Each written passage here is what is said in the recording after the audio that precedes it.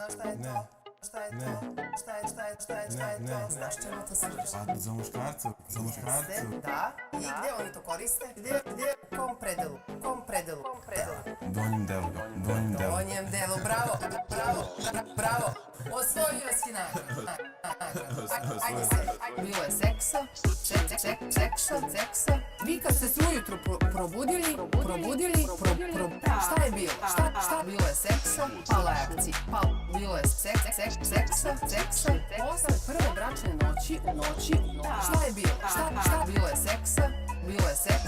I šta se to posle tog seksa tako drastično promenilo da ste vi poludeli? Glav ne poznajem, a ne znam ni ko je ni šta je. Šta se dalje dešava? Bilo je seksa.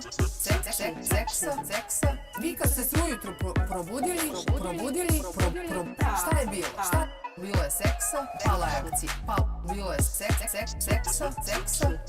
Prve bračne noći, šta je bilo? Šta? Bilo je seksa.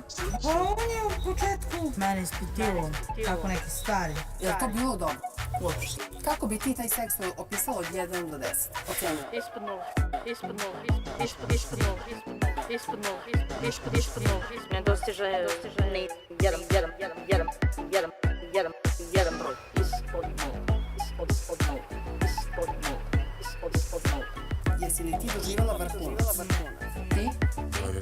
Bilo ti lepo? On je, znači, izletao iz sobe, bukvalno se mene nije ni javio. Cugnuo to veče i paljba.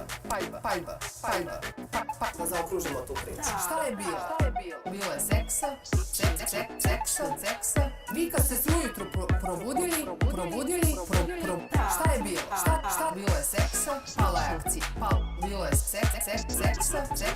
Posle prve bračne noći, šta je bilo? Šta? Bilo je seksa. Povredio, ti si s njom te noći imao seks. Koliko puta se ta akcija desila u toku te noći? Koliko je gospodin sposoban?